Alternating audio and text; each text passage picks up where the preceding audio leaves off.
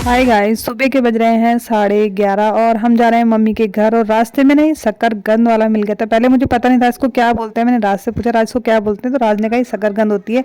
और आपने काफी लोगों ने खाई होगी, जिनको नहीं पता मैं बता दूं, इसको स्वीट पोटैटो भी बोलते हैं। ये मीठे आलू जैसे ही लगते हैं, चाट मसाला वगैरह डाल के देते हैं। राज ने स्पेशली इसके लिए गाड़ी रोकी, तो राज ने कहा था कि तुम लेकर आओ जाके। फिर मैं आ रही थी, फिर पीछे पीछे राज भी आ गए। ये देखने में ना काफी टेस्टी लग रहा था, पर ये उतना टेस्टी था नहीं। मुझे तो ये बिल्कुल पसंद है ही नहीं। मैंने पहले भी खाया, मैं इसको कभी नहीं खाती हूँ। राज की पसंद है और नोनू को ठीक ठाक लगा। जेनिसा ने भी अच्छे से खाया नहीं है।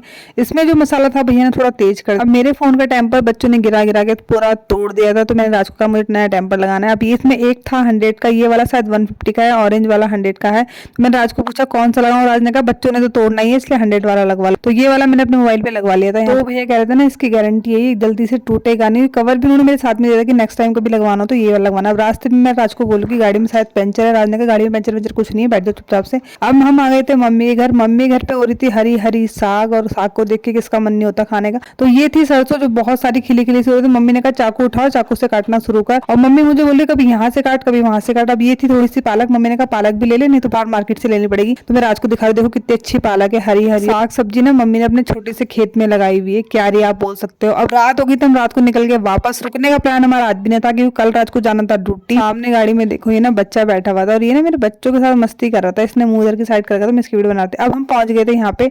अब जो देहरादून में रहते हो मुझे कमेंट करके बताना है कौन सा चौक है। अब राज मुझे सीधा लेकर गए अन्ना डोसे वाले के, मुझे नहीं पता था। अब यहाँ पे राज देखो कैसे खड़े अपने नाक बंद करके। मैं वीडियो बना रही थी तब तक मैंने इनकी वीडियो ऐसी बना दी। अब यहाँ पे ना कुछ मुझे लग रहा है कैश वैश का दिक्कत था, ऑनलाइन पेमेंट में कोई दिक्कत आती। तो इस रेस्टोरेंट का नाम सुन के तो आप समझ ही गए होंगे, जैसे केरल साइड के नीचे साउथ के साइड के लोग है ना, अन्ना डोसा वाला। तो ऐसे लग रहा था कि जैसे यहाँ पे ना वही टेस्ट का डोसा मिलने वाला। वैसे मैं एक बात बताऊँ, डोसा काफी अच्छा था। मैंने अपने लिए मंगाया था पनीर डोसा, राज ने मंगाया था अपने लिए मसाला डोसा। तो यहाँ पे भैया डोसा बना रहे थे बड़े अच्छे तरीके से। मैं ये ना काफी ऊपर था, तो मैं थोड़ा छोटा पड़ रही थी वहां से देखने के लिए। और इधर साइड में शायद वड़ा बोलते हैं ये रखे हुए। तो इस रेस्टोरेंट में दो ऑप्शन थे, या तो आप बाहर एक टेबल लगी हुई थी उस पर खड़े होकर खाना खा सकते हो, या फिर आप अंदर कुर्सी पे बैठ के, ये स्टूल जैसे रखे हुए थे यहाँ पे बैठ के आप खा सकते हो। तो हमारे साथ बच्चे थे तो हम सोचे यहाँ पे बैठ के हम खाते हैं। थोड़ा सा यहाँ पे सीट की दिक्कत हो रही थी, बट हमने जैसे से एडजस्ट कर लिया। राज ने खड़े होकर खाया, हम लोगों ने यहाँ पे बैठकर खाया। इतनी ठंड में हम लोग बाहर हैं घर से, तो बच्चों के कैप वगैरह में लेकर आई थी। मैंने भी अपनी कैप यहाँ पे लगा ली थी, अपनी जैकेट भी पहन ली थी, क्योंकि मैं और नोनू एक प्लेट में खाने वाले। तो नोनू और मैं इसलिए ब्लॉगिंग भी कर रहे हैं खाने से पहले। और मेरे और नोनू के लिए आता है पनीर डोसा। बहुत टेस्टी डोसा था, बहुत टेस्टी। और इसका जो सांबर था ना और जो चटनी थी तो मुझे बहुत ज्यादा टेस्ट लगी। तो ये था एक मस्त कॉम्बो साउथ वाला, इडली डोसा आपका सांबर, और बहुत बहुत टेस्टी था। अगर आप देहरादून में आसपास ही रहते हो तो आप यहाँ पे जरूर जाना। इसी रोड पे ये रेस्टोरेंट है और बहुत ही रिजनेबल यहाँ के प्राइस। अगर बाहर आप खाओगे तो काफी महंगा हो जाएगा, लेकिन यहाँ पे आप जाओगे तो टेस्ट के अकॉर्डिंग बहुत अच्छा है।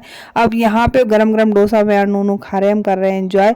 अभी रात का खाने की हमारी छुट्टी हो गई, क्योंकि रात के 7:30 बज ही चुके थे, तो हमारा डिनर हो रहा था ये। और मेरा ना बिल्कुल मन नहीं था डोसा खाने का। राज ने मुझे पूछा कि डोसा खाना है, खा लेते, क्योंकि अगर मैं मना कर देती और राज का मन हो रहा तो फिर वो नहीं खाने वाले थे। अब ये देखो मैडम जी को, वैसे तो ये खाना खाती नहीं है बिल्कुल भी, और बाहर का खाना चटपटा खाना इसको पसंद है। तो यहाँ पे जो बचा कुछ है, इसमें सांबर था और चटनी थी, तो चम्मच से खूब पी रही है। इसके पापा इसको कह रहे हैं हाँ बिल्कुल प्लेट ही साफ कर दो। अब मन तो था मेरा कि मैं थक के घर चले जाऊं, लेकिन नोनू कह रहे थे उसको घर नहीं जाना, उसको लेना है खिलौने। तो जैसे हम गाड़ी से उतरे, यहाँ पे ना एक बच्चा आ गया बलून वाला। मैंने नोनू का बलून ले लो, उसने कहा बलून नहीं लेना मुझे, टॉयज ही लेना है। पापा ने कहा तो शॉपिंग मॉल में ले। अब बीच में बने हुए डिवाइडर, अब काफी दूर से घुमा के गाड़ी लानी पड़ेगी अगर हमें शॉपिंग मॉल के आगे लगानी है। तो हमने सोचा यही गाड़ी साइड करते, पैदल पैदल चलते। ठंडा काफी ज्यादा हो रहा था, मैंने फिर से अपनी कैप रख ली थी।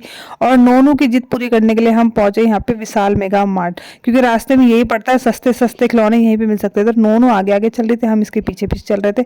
और ये इतनी ज्यादा खुश थी ना खिलौने लेने जाने के लिए, इसने सारी चीजें छोड़ दी। सामने बलून वाले बच्चे जा रहे हैं, इसको बिल्कुल लालच नहीं हो रहा। तो इस शैतान जिद्दी बच्चे की वजह से रात को हमें यहाँ सड़कों पे ठंड खानी पड़ रही है। काफी दूर हम पैदल पैदल जा रहे हैं। मुझे तो बहुत गुस्सा भी आ रहा था, ये देखो सामने आ गया था। अब ये यहाँ पे कपड़ों के बीच में छुप गई, मैं इसको ढूंढूं कि कहाँ चली गई। 4-5 आवाज लगाने के बाद ये कपड़ों से बाहर आ गई थी। ये ना हमारे साथ गेम खेल रही थी। उसके बाद इसने उठाई है बकेट, बाल्टी। अब रात के 8:30 बज रहे हो, ये बाल्टी उठा रही है। बताओ कब तक हम शॉपिंग करने वाले हैं। हमें कुछ सामान नहीं लेना, सिर्फ इसके खिलौने के लिए हम यहाँ पर आए थे। इसको सब कुछ पता है कहाँ पे मॉल है, कहाँ पे क्या है। अब ये पहुंची यहाँ पे टॉयज के सेक्शन में। टॉयज के सेक्शन में सबसे पहले इसने किचन सेट ले लिया। इसने कहा मम्मी मुझे यही लेना है, मुझे और कुछ नहीं लेना है। तो इसने ले लिया, इसका हो गया फाइनल। एक ने लिया तो दूसरा भी जरूर लेगा।